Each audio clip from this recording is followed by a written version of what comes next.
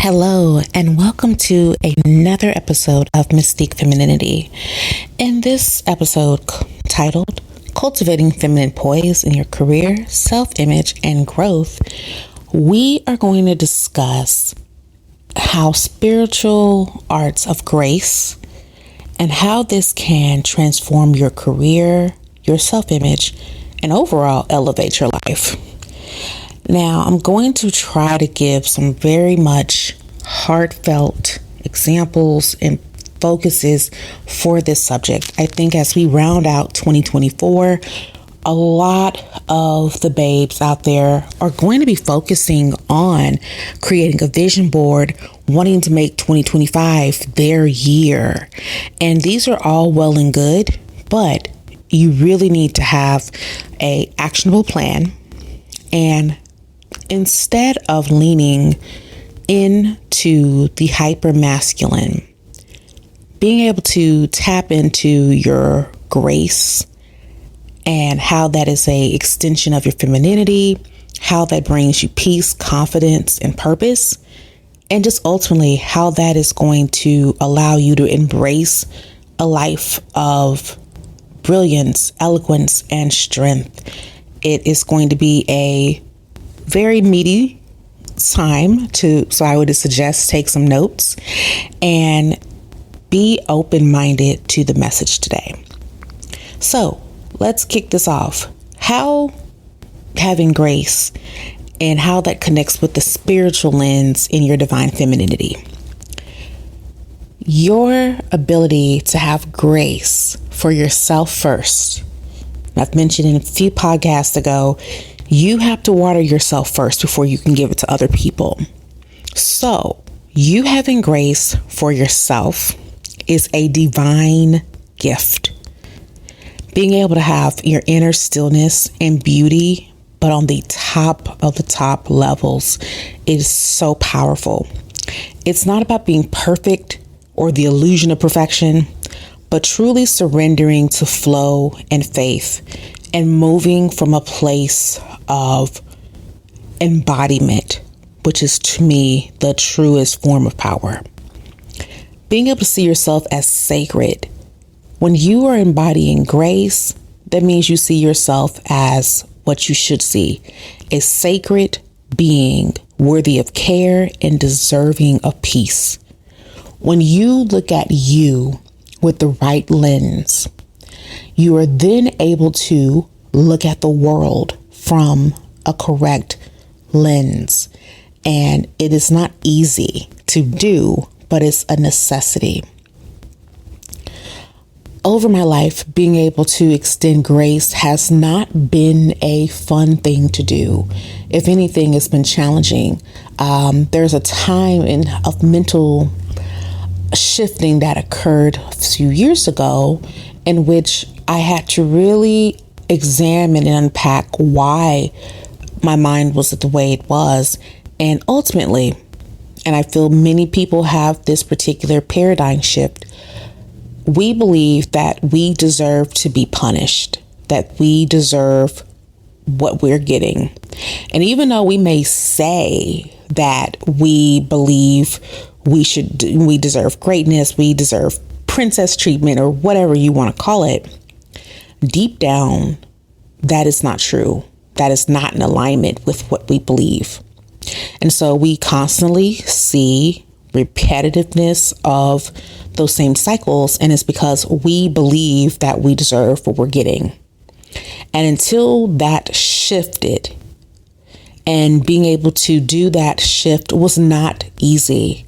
You are challenging parts of you, different views, beliefs, which have been embedded into you.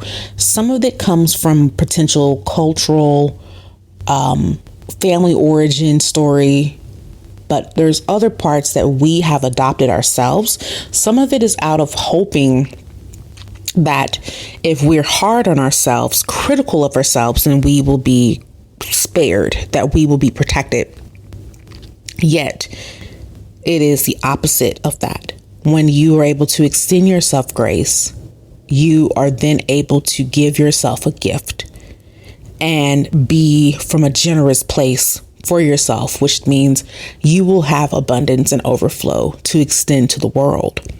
But being able to challenge those internal beliefs, I will want to say that challenging those inner beliefs are not going to be easy. And don't be hard on yourself if you see yourself backsliding. It's natural.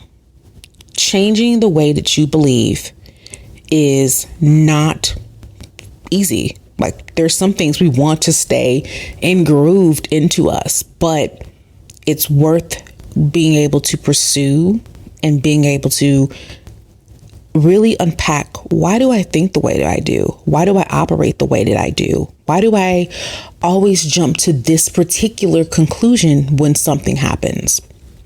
And it's a way to protect yourself in this world that is extremely chaotic and is extremely unstable.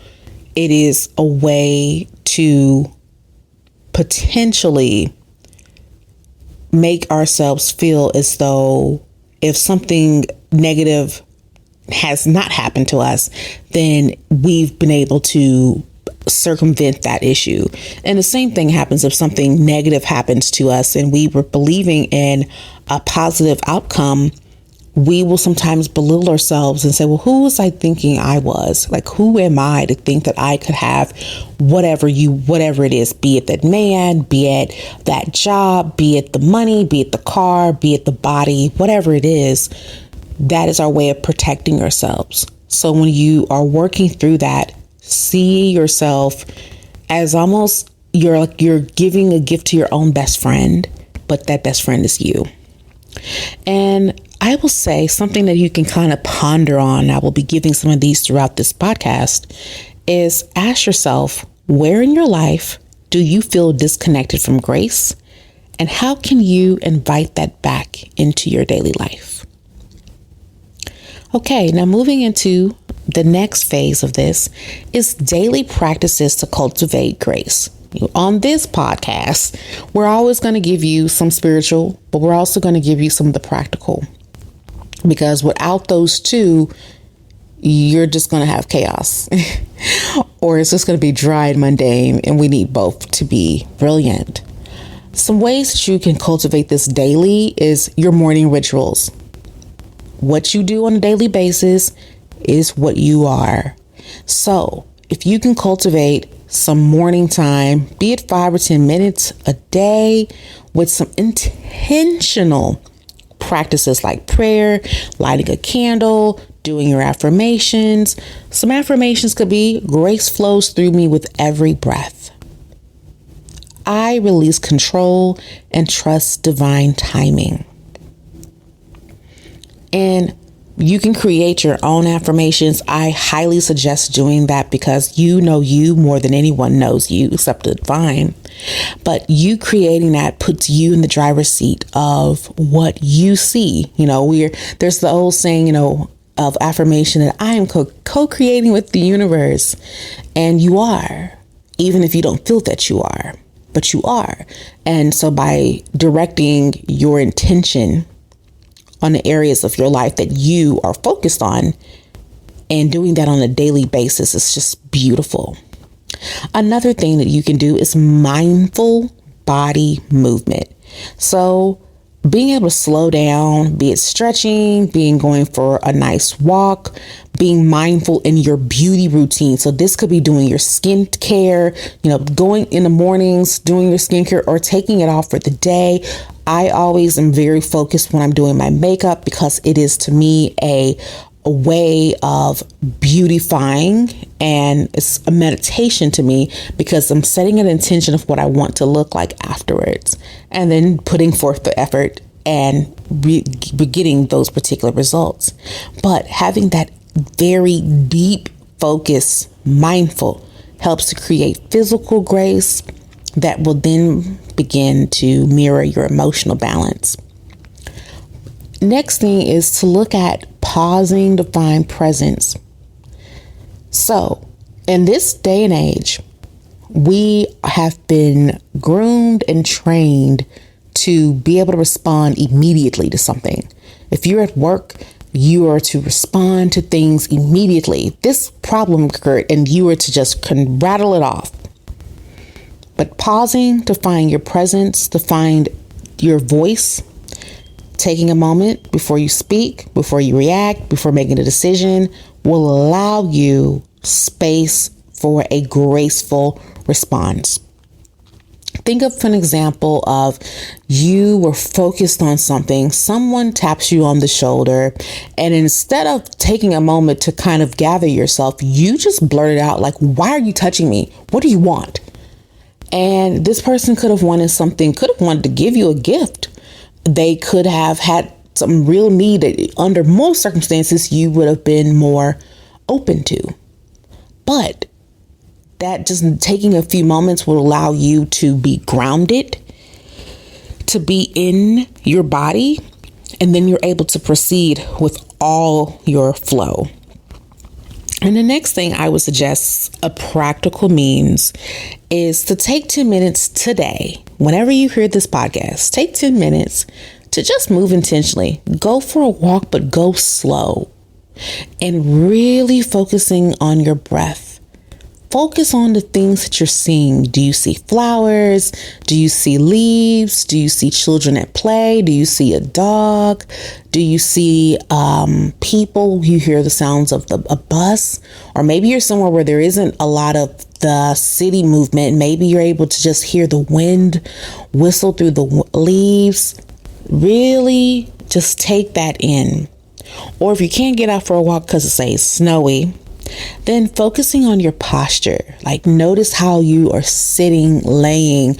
Are you hunched over? Are you comfortable? Is your jaw tight? Are your shoulders sore? Really taking a moment to really deeply be intentional with your body.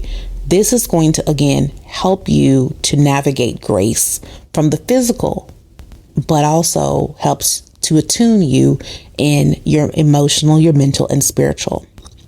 Now, moving into grace and how this is going to help your self-image, your career, your growth. From a self-image perspective, you will be able to start to move away from criticism and to compassion. So grace will help you replace being super critical with yourself. So instead of saying, "I'm not enough," you can go with, "I am growing beautifully in my own time." It could also be looking at the effort that you've placed in. And in our society, there is this notion of wanting to disappear for 6 months and then come back as XYZ. That is cute, but not necessarily practical. And being able to take acknowledgement of self and say, "Hey, you've been getting up and doing your meditations for the past 2 months every morning without fail, and I'm super proud of you." And you're talking to yourself. This helps you to remove the criticisms, because let's face it, you cannot criticize yourself to new heights. Think about the energy that comes from criticism. So would you want something new to be created from that energy? More than likely not. So when you're being hypercritical with yourself, think about how that's benefiting you. It's not. It may feel like it because our society is hypercritical.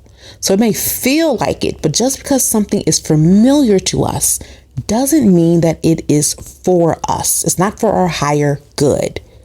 Now, being disciplined does not, I want to also put out there, discipline and being critical of self, those two are not they're not sisters, they're not twins, they're not kin at all. Being disciplined is a different thing. That is doing the things that we have said we're going to do, basically taking our, honoring our word to ourselves and to others. But it's not from a critical, nasty position. Criticism is just the energy of it is very gross, very much not what we want to be building off of.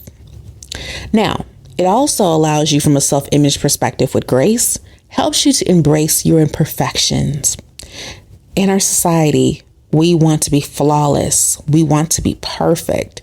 We say our affirmations that say that I am addictive. I am perfect. My body is perfect. My facial structure is perfect. And that is what we hyper fixate on.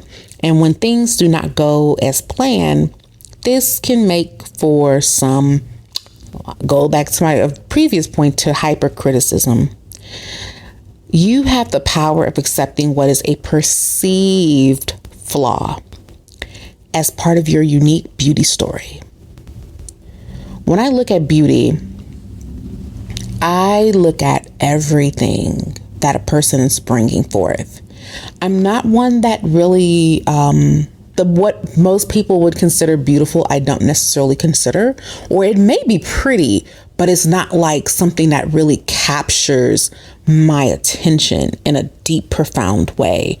I look at the things that most times people aren't looking at, and that's what I find is beautiful. And those things typically would be perceived as flaws. But again, their perception, if you fix your perception, what was once a flaw would now be a diamond. Now, I want you to take a moment and I want you to reflect on areas that you struggle with self-image, and how would you go about reconnecting grace to reframe those perspectives. Write that down. Now, when it goes to your grace and career, because that is, we're multifaceted babes. We're definitely tapped into the divine, but we're also about making our dollars. We like our money, because being abundant is, to me, a very beautiful imagery. And I look at it as more of a healthy spirituality, as being able to have what you need in your career, being ever whatever that career may be. Grace in your ambition. Now, it is extremely possible to pursue your goals with both drive and softness, leading with intention over force. So sometimes when we're at work, we're being very pushy. We are grueling, and we think that that's what's going to make things shake. And depending on the environment you're in, it could be rewarded, but that will then kind of put you in a corner of having to always be that way. Because if you're always the evil witch to people, and you begin to try to be soft, people will begin to think that is a setup. Like, this is an opt and I don't want any parts of this. But you do not have to be grueling to be ambitious. You can have drive, but also softness and humanity. So again, as I example earlier, taking a moment to pause before responding to to some emails. Like, let's say you have a client who's getting on your last nerve because they're anxious and they're projecting their anxiousness onto you. You're like, I'm good. I'm comfortable. I am not anxious. So instead of just being fiery or passive aggressive in your email response, pause, get up, take a walk, maybe go get some water, stretch before responding to that email. Or it could be in how you present yourself. You can be very confident without needing to over-explain or be overbearing in your career. Those things don't have to be. However, if you can tap into your grace, it will make things so much fluider. And a thought you can kind of keep in mind throughout the day: how can I bring more grace into how I show up professionally? And it will be different for every path that you are taking. But how can I be more gracious in my work? And understanding that being gracious doesn't mean being a pushover. Being gracious is not looking the other way when something is not being ethical. Being gracious is being able to show up in your most authentic self and understanding that others are a reflection of the divine, as so are you, and therefore meeting that in that way. Now, the last part of this area is self-development. We all need a little bit of grace because we very much need an extra helping of patience. Grace will support you during the times of growth, the rough times. If you've ever had a bad haircut and you have to let that thing grow out, this is what grace and patience do for you. Especially because when we're in these journeys, especially our spiritual journeys, these journeys can feel slow. They can feel like a turtle running through chunky peanut butter. It is slow. It may even go backwards. Things may get worse before they get better, or they may not be any fruits at all. It can just feel barren. Grace will help you be patient with the journey, not compare yourself to other people, and be fluid in how the divine may work within you. It also will help you to trust the process.